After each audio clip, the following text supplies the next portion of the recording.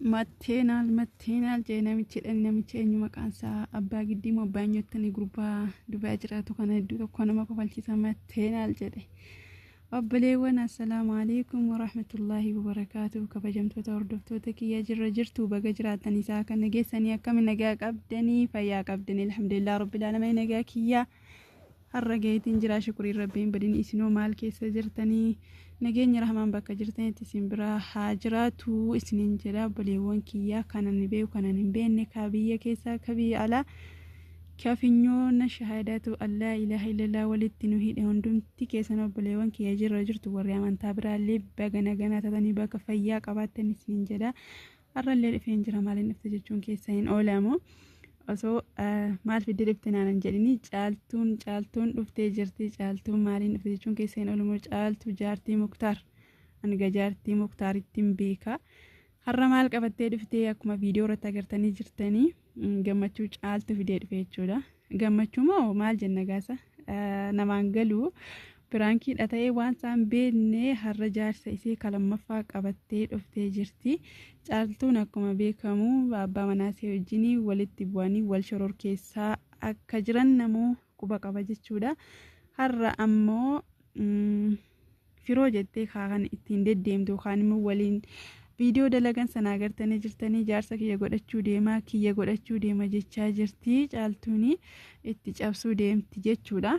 Yeeta abbaatu itti cabsiga al tokko yeroo jaarsi namarra mana si dhiisee kabraa jala deemu si aarsa jechuudha. Astaghfirullah rabbiin nama keenya haa qajeelchu ka durbaallee ka dhiiraallee rabbi haa qajeelchu. Waa'ee miidiyaa kun namaan galtu obboleewwan dhugaa rabbii dubbachuu fi diraamaallee ta'uu danda'a piraankiillee ta'uu danda'a namni yeroo ammaa akkuma itti dalagatu barbaada waan ta'eef wanni caaltuun irra jirtu kuni nuufi piraankiis haa ta'u diraamaas haa ta'u iseedhaaf immoo dhugaas haa ta'u qoosaas haa ta'u iseen garuu jaarsa lammaffaa firoo kiyya qabadhee dhufee jettee har'a waliin bakka bashannanaa deemtee viidiyoo waraabdee gadhiistee jirti jechuudha. Kabajamtoota kiyya hordoftoota kiyya walumaa galattuu caaltuun erga gurbaa kana gabbaastee xiqqoo bubbultee jirti jechuudha. Muktaar ammoo yoo caaltuu waa'ee jaarsanii heerumaa jedhu gadi baaste jechuudha ni aara.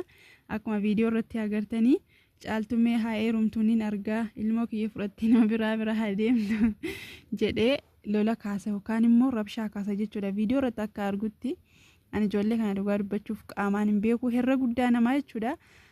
Asuma irratti kan nuti beeknu miidiyaa gubbaa irratti malee namni qaamaan wal beeku hin jiru. Wanni ta'u hundumtu amma ga'a.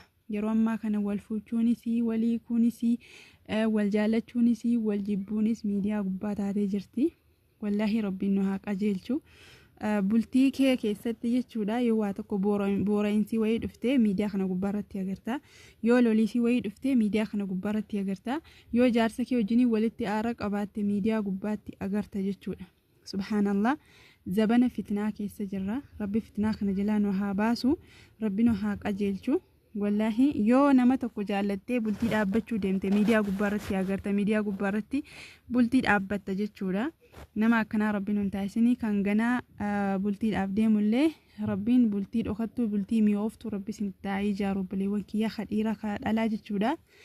Akkasuma gaa har'a komiidhaaf osoo hin taane gidduudhaan immoo rabbi yaadachuu illee dirqama mataa keenyaati. Kanumaaf gidduutti rabbi nu haa qajeelchu jechuu barbaadeeti. Caaltuun akkuma beekamu gidduu kana baadiyyaa dhattee biyya dhaloota isee biyya keessatti dhalattee guddattee maatii isee dubbisuu akka dhattee jirtu viidiyoo gadhiistee turte viidiyoo nu daladdee turte jechuudha. Amma ammoo wal deebitee firoo kiyya yaadee firoo kiyya fudhadhee har'a bakka bashannanaa deemee jira waan jettu fakkaatti qofa osoo hin taane isaan wal agartee yeroo isaan ta'anii viidiyoo waraaban agartanii jirtanii namni garuu koomentii isee jalatti yaada adda addaa kennataa jira jechuudha. Namni gaa waan itti fakkaate dubbata waan itti fakkaate yaada waan itti fakkaate kennata jechuudha. Maaliif jennaani namni kuni uumaan rabbii yoo tokko taate kennaan namaa adda yaadni namaallee adda waan ta'eef namuu yaada mataasaa kennataa jira jechuudha. Garii yoo dhugaa taate caaltuun ariifattee ilmoo keetiif yaadi jechuun itti jira jechuudha koomentii jalatti. Gariin ammoo itti cabsii jechuun itti jira jechuudha. Itti cabsii akkuma inni garaa si gubetti garaa gubii gariin ammoo akkuma inni dhalaa biraa jala deddeemee garaa si gubetti atillee heerumii garaa gubii gariin ammoo yoo dhugaadha taate dafii dhugaa godhi nu agarsiisi itti heerumi jechuun itti jiran natti fakkaate karaa gabaa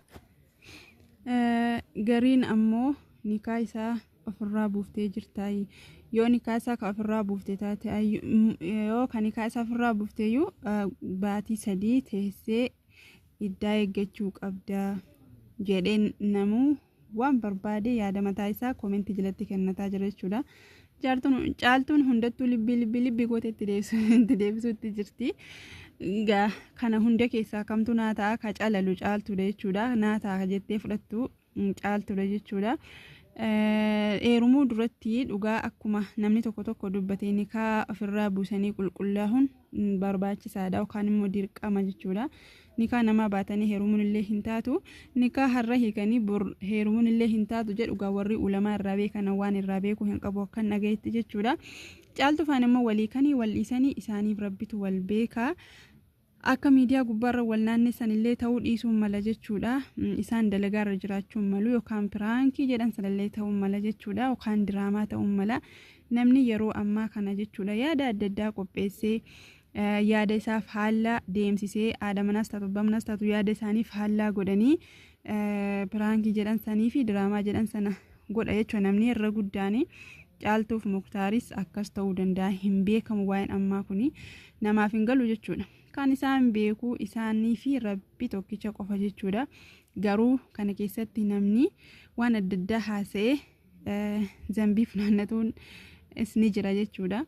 Dhugaa namattis fakkaachuun danda'a jechuudha bakka bakkatti.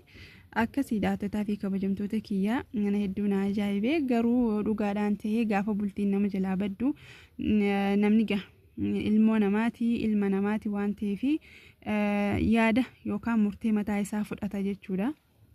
Caaltuun akkuma beekamu yeroo heerumte ni beektan daa'ima xiqqishoo yookaan immoo nama saalfatu akkamii nama miidiyaa kana baqataa ture jechuudha.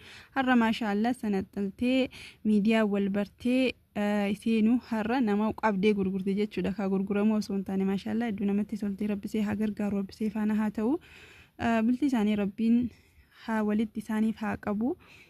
Akkasii daawwattoota fi kabajamtoota kiyyaa yaaduma namni qabu kanatu adda adda waan ta'eef namuu yaada mataa isaa dubbataa jira isin jechuu barbaadeeti. Viidiyoon irra qabadee dhufee kana fakkaataa yoo isinitti tole subscribe like share gochuun dagatinaa isiniin jedha. Nama hunduu nama bultiin isaa jalaa babbadee jirtu rabbi bultii gaarii rabbi itti ijaaru. Wallahi hedduu tokko nama ajaa'iba waa'ee miidiyaa kana akkuma isiniin jedhee walii kunis wal ijaaruunis wal balleessuunis بقى ولا الربسونس ميديا قباتها تجرتي وان تيفي زبن الآخري كان ربي إنه هاباسو حاجة فيديو براول تدي مبتي. السلام عليكم ورحمة الله وبركاته.